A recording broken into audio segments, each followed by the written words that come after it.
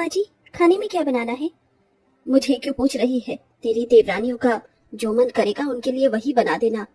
माँ जी, आप घर की बड़ी हो, आप ही बता दो कि घर में क्या बनना है। रुको, मैं तुम्हारी देवरानियों को बुलाती हूँ, वही बताएंगी कि घर में क्या बनना है। लता ऐसा कहकर अपनी तीनों छोटी बहुओं को आवाज लगाकर बुलाती है। अरे पायल, पारुल, सेजल, कहाँ हो तुम तीनों? लता की आवाज लगाने पर उसकी तीनों अमीर छोटी बहुएं आती हैं। क्या हुआ है माँ जी, क्यों आवाज लगा रही थी आप हम तीनों को? जब भी हम आराम करने जाते हैं तभी आप हमें आवाज लगाने लगती हो। अब बताओ कि क्यों बुलाया है हमें? अरे तुम तीनों कुछ बोलने दोगी तभी तो बताऊंगी। मैं तुम तीनों को यहाँ इसलिए बुला रही थी कि तुम्हें खाने में क्या खाना है। तुम्हारी जेठानी पूछ रही है। माँ जी, आप हमारे खाने के लिए कोफ्ते की सब्जी बनवा दीजिए और साथ ही शाही पनीर। सलाद बनाना मत भूलो जेठानी जी। अरे जो जो तुमने कहा है सब कुछ बन जाएगा, तुम बस अपने कमरे में जाओ और आराम करो। माँ जी, इतना सब कुछ मुझे अकेले बनाना है? देवरानियों को कह दीजिए कि मेरी मदद करवा देंगी। बहुत बढ़िया, जरा से काम को करने के लिए भी तुझे मदद की जरूरत है। अरे आगे क्या होगा तेरा? अभी उनकी शादी ही हुई है और तू पूरी रसोई उन्हीं के ऊपर डाल दे। तुझे शर्म नहीं आती? माँ जी, मेरा कहने का ये मतलब नहीं था। बस पता ही नहीं तेरे कहने का मतलब क्या होता है और तू बोलती क्या है। चल जा रसोई में जाकर खाना बना। लता के ऐसे कहने पर बेचारी मनीषा रसोई में जाती हुई सभी के लिए खाना बनाने लगती है। खाना बनाते हुए वो अपने मन में सोचती है, इतने सालों से मैं इस घर को संभाल रही थी। सोचती थी कि जब देवरानियां आएंगी तो मेरे साथ मिलकर इस घर को संभालेंगी, लेकिन यहाँ तो उल्टा ही हो गया। मनीषा मायूस होकर रसोई में काम करती रही, जिसके चलते वो खाना बनाते हुए बहुत ज्यादा थक जाती है। माँ जी भी सारे काम मुझ पर ही ठोक देती है, देवरानियों को कुछ कहती ही नहीं। काश माँ जी थोड़ी बहुत मेरी तरफदारी भी ले लेती तो आज मुझे थोड़ा सा सुकून मिल जाता।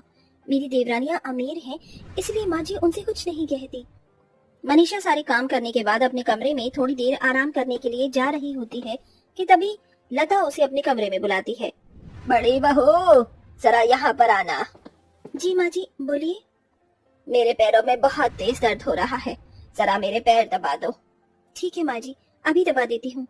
मनीषा लता के पैर दबाने लगती है। तभी लता मनीषा से कहती है, मनीषा बहू, देखो कुछ दिन बाद जन्माष्टमी आने वाली है और जन्माष्टमी पर हम अपने घर के बाहर ही हांडी फोड़ने वाली रस्म रखेंगे और कान्हा जी की बड़ी सी मूर्ति लगाएंगे, जिससे लोग 12 बजे हमारे घर ही आएंगे और कान्हा जी को भोग लगाकर अपना व्रत खोलेंगे।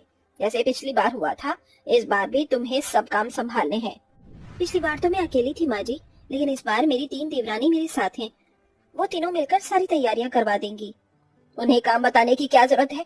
अभी वो तीनों कितनी छोटी हैं तुमसे, उन्हें अभी इतना प्रेशर मत दो घर के काम का। लता की ये बात सुनकर मनीषा चुप हो जाती है, जिसके बाद वो कुछ देर पैर दबाने के बाद अपने कमरे में आ जाती है। अपने कमरे में वो चुपचाप मायूस होकर बैठ जाती है, जिसके चलते उसका पति उससे कहता है, क्या हुआ, तुम इतनी मायूस क्यों हो? बस ऐसे ही मुझे गरीब होने पर माँ जी का जो मेरे प्रति ये बर्ताव है कभी कभी मुझे बहुत बुरा महसूस करवा देता है। काश कि वो मेरे साथ ऐसा बर्ताव न करती। अरे मेरी माँ बहुत दिल की साफ है, कुछ दिन के लिए ही होगा ये सब, बाद में सब नॉर्मल हो जाएगा। तुम देखना, उन्हें एक दिन समझ आ जाएगा कि तुम ही सबसे समझदार और मेहनती बहू हो उनकी। वीरेंद्र ऐसा कहकर मनीषा को शांत करवा देता है और चुपचाप मनीषा अपने पति के साथ सो जाती है। अगले दिन जब सवेरा होता है तो वो उठकर घर की साफ सफाई में लग जाती है और सभी के लिए नाश्ता बनाती है। मुझे अभी बाजार जाकर कई सारा सामान लेकर आना होगा। जन्माष्टमी के लिए कान्हा जी के लिए कपड़े भी लेकर आने होंगे, उन्हें नए कपड़े पहनाने होंगे और साथ में सजावट का सामान भी लेकर आना होगा। मनीषा सभी का नाश्ता बनाकर सभी को नाश्ता खिला देती है, जिसके बाद वो अपनी सास से कहती है, माँ जी मुझे बाजार से सामान लेकर आना है, पैसे दे दीजिए, जन्माष्टमी की सजावट के लिए काफी कुछ चाहिए। लता मुंह बनाकर मनीषा को पैसे दे देती है। ये लो, और थोड़ा बचत करके सामान खरीदना और सामान अच्छा ही लेकर आना। ठीक है माँ जी। अच्छा सुनो, शाम को जल्दी से आ जाना, तुम्हें आकर खाना भी बनाना है। माँ जी, 3 देवरानी होने के बाद भी बाजार से आने के बाद खाना मुझे ही बनाना होगा? बोल तो ऐसे रही है जैसे देवरानियों को अपने दहेज में लेकर आई है। जितना कहती हूँ उतना सुन लिया कर। लता ऐसा कहकर मनीषा का मुंह बंद करवा देती है, जिसके बाद मनीषा चुपचाप बाजार में जाती है और जन्माष्टमी की साज सजावट के लिए सामान खरीदने लगती है, जहाँ उसे काफी समय हो जाता है। जब वो शाम ढले वापस घर आती है तो बहुत थकी होती है, लेकिन फिर भी उसे घर पर आने के बाद घर के सभी लोगों के लिए खाना बनाना पड़ता है। आज का दिन तो बहुत ही ज्यादा थका हुआ था, ऊपर से अभी खाना भी बनाना रह गया है।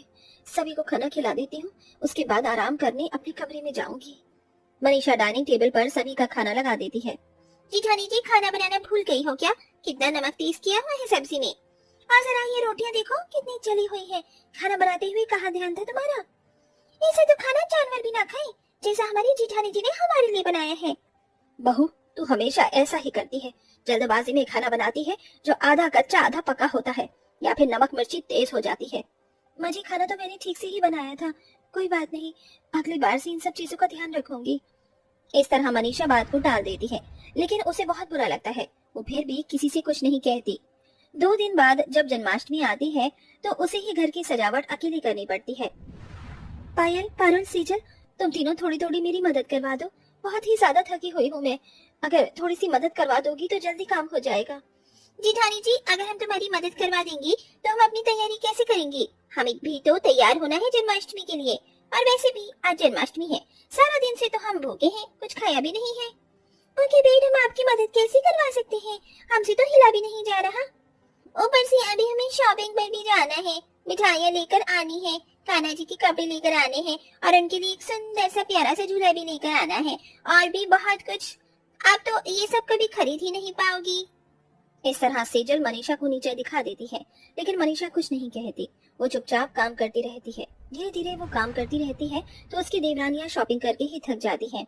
शाम को वहाँ जन्माष्टमी पर सब गाँव के सभी लोग उनके घर के बाहर हांडी फोड़ने आते हैं, तो वो सभी को देखकर एंजॉय कर रही होती है।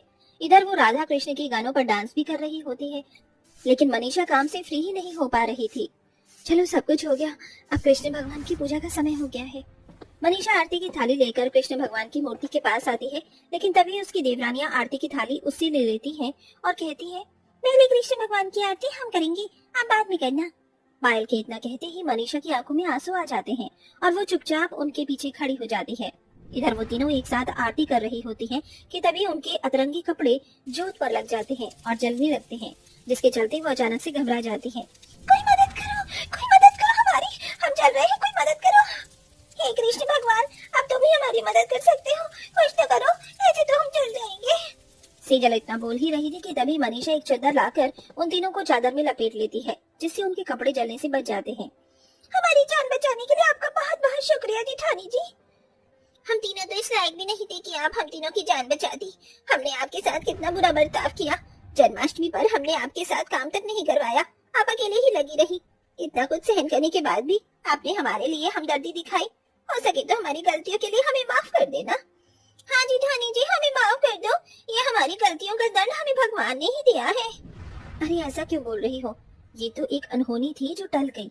घबराओ मत, सब ठीक हो जाएगा और माफी मांगने की जरूरत नहीं है तुम्हें। अपनी गलती का एहसास हो गया, मेरे लिए इतना ही काफी है। बहू, मैंने भी तेरे साथ बहुत अन्याय किया। तेरे गरीब होने की वजह से मैंने तुझे किसी चीज में नहीं पूछा, हमेशा घर के कामों में ही उलझा कर रखती रही।